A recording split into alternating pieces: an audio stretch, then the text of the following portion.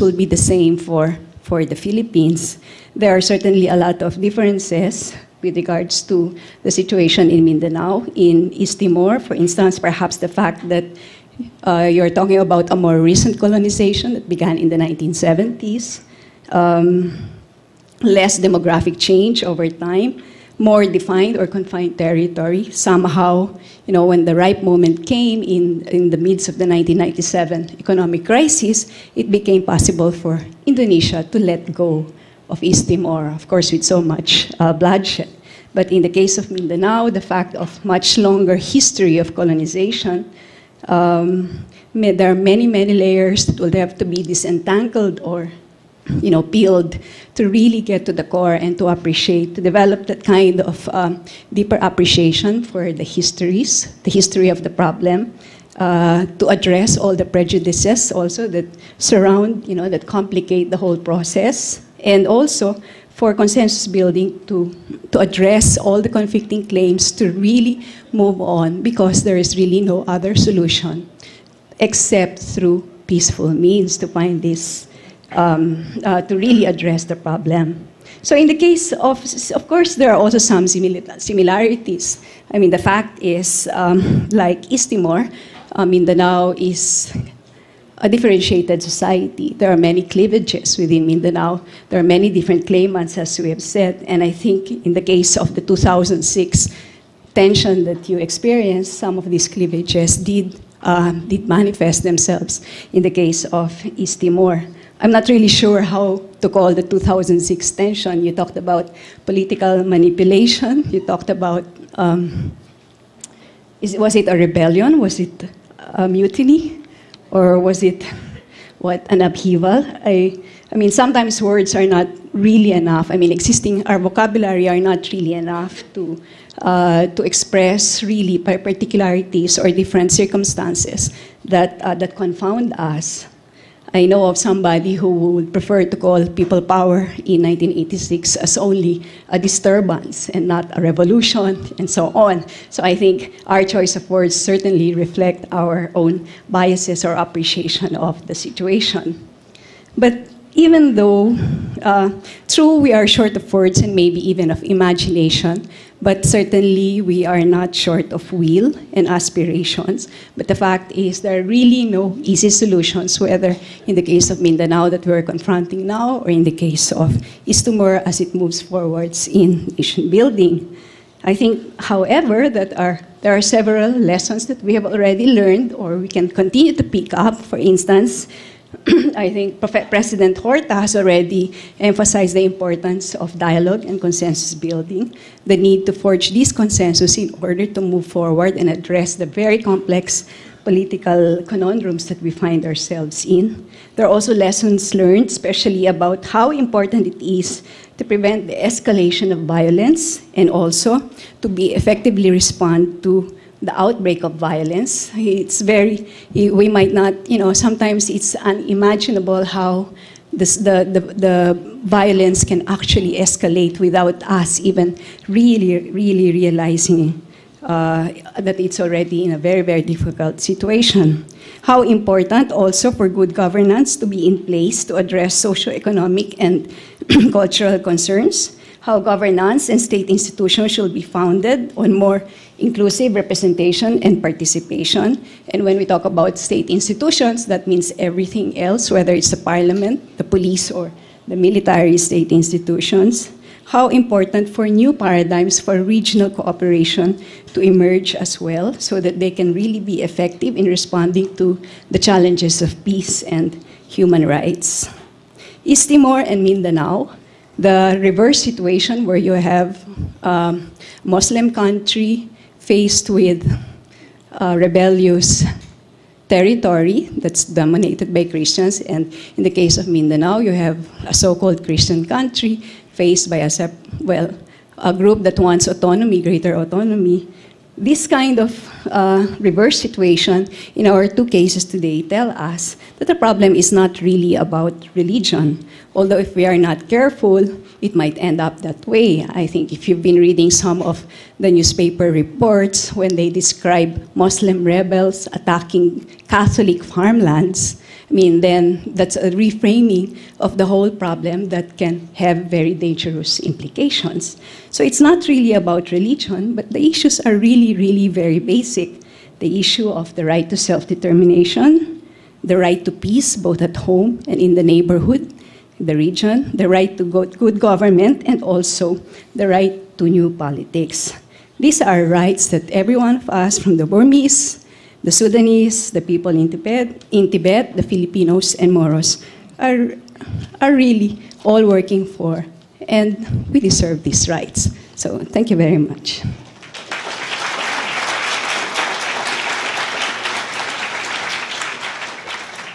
Yeah, you can join us in the stage. Please join us here. Thank you, Professor Coronel. Yeah. May I now call on the second panelist? We all know her. She's a noted peace advocate, a civil society catalyst, a women empowerment executive, and community and citizens agenda advocate. She was the co-founder of Pilipina, the first Philippine women's organization to espouse an explicitly homegrown feminist line. She also served as an expert member of the United Nations Committee on the Elimination of All Forms of Discrimination Against Women, or UN-CEDAW, from 1990 to 1993, and its rapporteur in 1992 to 1993. She joined government as a member of the Arroyo Cabinet, as lead convener and Secretary General of the National Anti-Poverty Commission from 2001 to 2003, and as Presidential Advisor on the peace process from 2003 until her controversial resignation, along with other cabinet members in July 2005. I hope she will tell us a little about that. Ging is currently the Managing Trustee of the International Center for Innovation, Transformation, and Excellence in Governance, or InsightGov, and also serves as a focal trustee on peace and security sector governance issues. She was nominated as one of the 100 women worldwide for the prestigious 2005 Nobel Peace Prize. Ladies and gentlemen, Teresita Quintos Deles.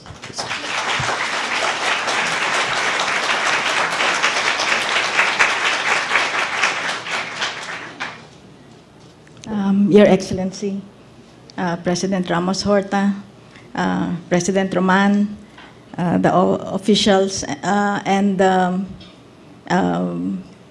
very energetic members of the UP community, my friends and the leaders of the IID, ladies and gentlemen.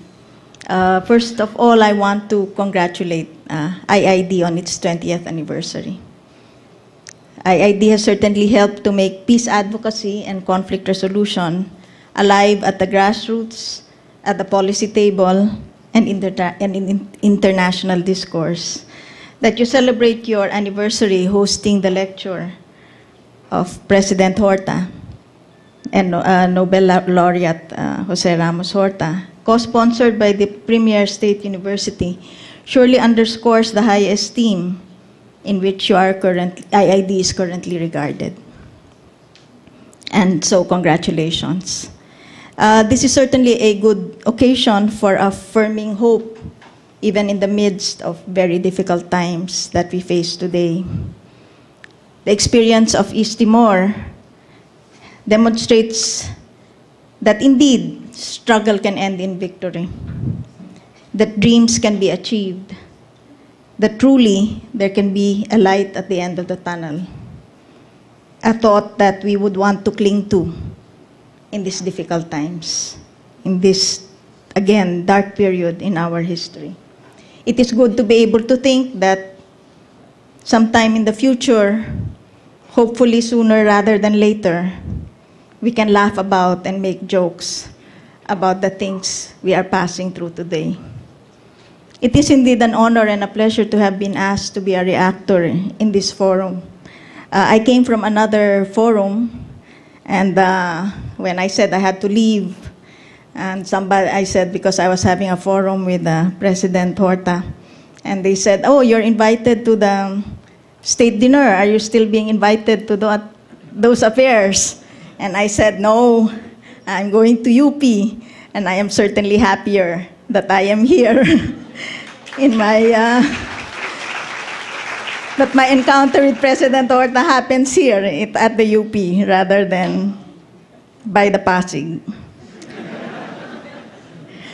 Surely the case of Timor-Leste is a shining example of the value of South-South people's solidarity.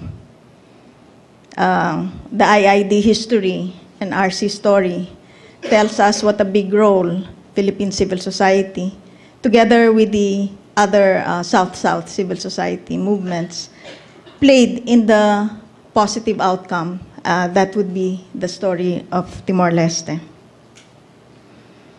CSOs, we can say, have many good practices in opening spaces and supporting initiatives for peace in midst of conflict.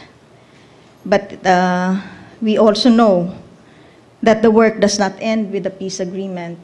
And I think at this time, it is good to look into the continuing problems and the way that we need to still continue to struggle together and learn together to face difficult moments of post-conflict, after the peace agreement. And when we look at the story of Timor-Leste and also our own story, we know that the challenges after an agreement or after democratic restoration are huge, and that in fact in our history we missed out on so many of these challenges, and that is why we continue to find ourselves going back again and again to the dark place. We look, for example, at the continuing challenge of truth and reconciliation, of putting true closure to the dark periods in our respective histories, the issues that remain unresolved of the need for confession, for compensation, and redress for human rights violations, for example, which are important for the true healing of wounds. We didn't manage to do it after we threw out the Marcos dictatorship. The time we tried to do it after the ouster of Estrada quickly turned problematic, also by the hands of this government. And we now just have to resolve that perhaps learning from the experience, what is now going on in Timor-Leste and what has happened in other countries after democratic transition, we just have to resolve that this time around, again, hopefully sooner rather than later, we will do it right this time. After the post-conflict or the post-authoritarian period, the democratic transition brings us into the need to understand more what are the imperatives, what are the requirements of the restoration of democratic governance. After emerging from times of violence and times of dictatorship, we see the big issues occupy us, although sometimes even those we don't fully resolve. But human rights, corruption, natural resources. But we tend to forget, as we have overlooked, I think, in our own history, the quiet, perhaps boring work that needs to be done to reestablish and restore the housekeeping of governance in our government. The need to have worked on the civil service, the auditing, the Commission of Audit, the Electoral Commission, the justice system, truly putting in place the tools for checks and balances